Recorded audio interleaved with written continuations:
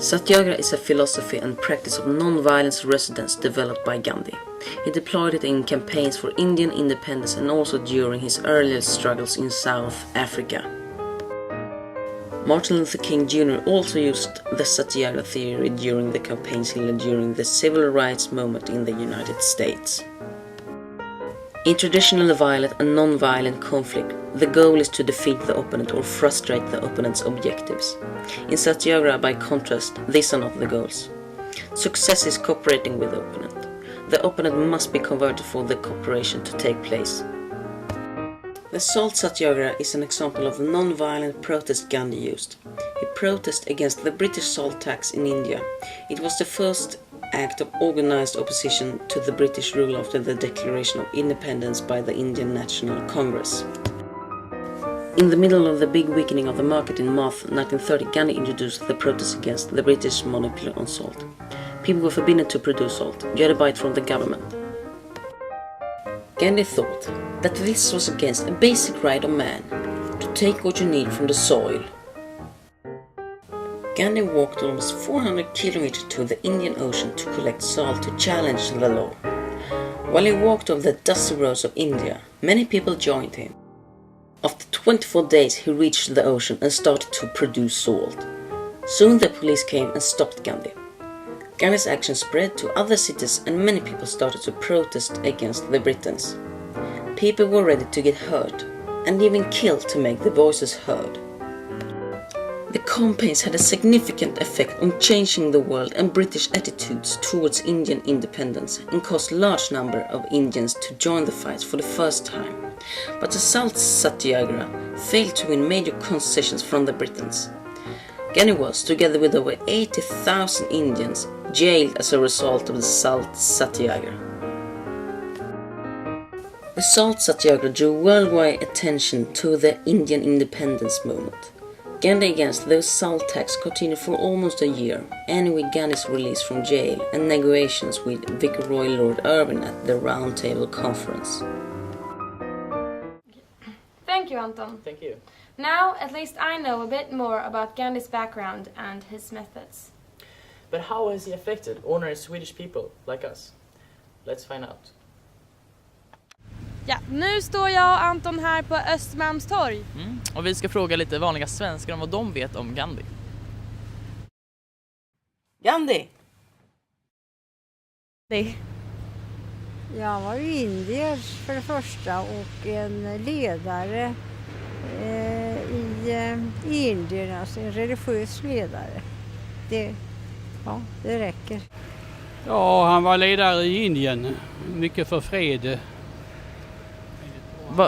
Det är väl en hel familj, den där Gandhi-familjen har jag för mig. Ja, indier, fredsälskare, trodde på att göra det med icke-våld. Det är väl det absolut viktigaste.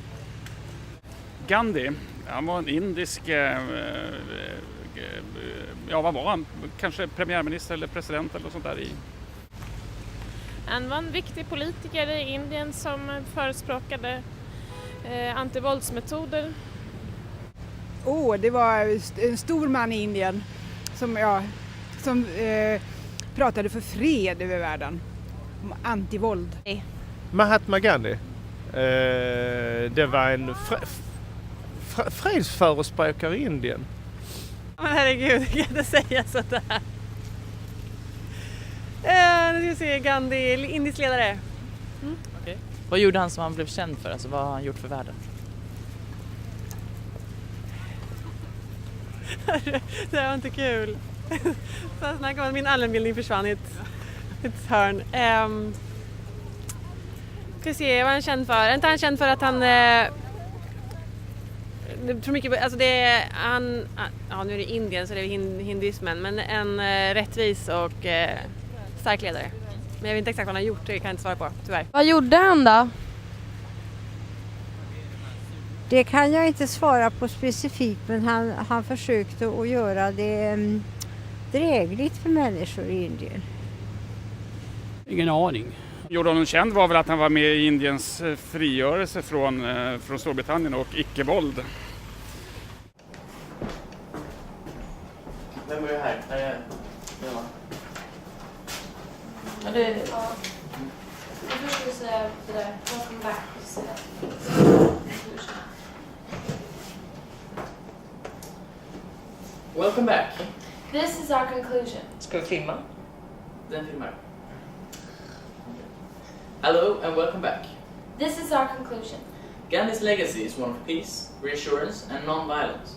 He was in many ways a special person and his ideas were revolutionary. Just the thought of this rather small Indian who opposed the will of larger countries with great influence and power. In many ways, Gandhi represented the minorities, those who were discriminated and treated with disrespect. He stood up for those that needed it the most and spread hope of a new, independent and just India. It's also important to remember that it was not just India that was affected by this great little man, but also the world. In other parts of the world, especially America, non-violent protests were growing in popularity. An idea of an equal and peaceful world wasn't only applying in India, but the rest of the world. Many great things happened in the 19th century that was, more or less, a result of this new way of life. Just take the hippies culture, for example. Indirectly, a continuing of Gandhi's way of life. But how has Gandhi affected Sweden, or more specifically, you and me? People who knows about what Gandhi was working for, his dream, are easily affected by his passion, and we believe that he has affected many individuals around the world. His mission, spreading the love. Thank you very much. Bra! Thank you for watching our show today. We had a lot of fun doing this movie, and we hope you enjoyed it. Can't wait to see you next week. See ya! Bye.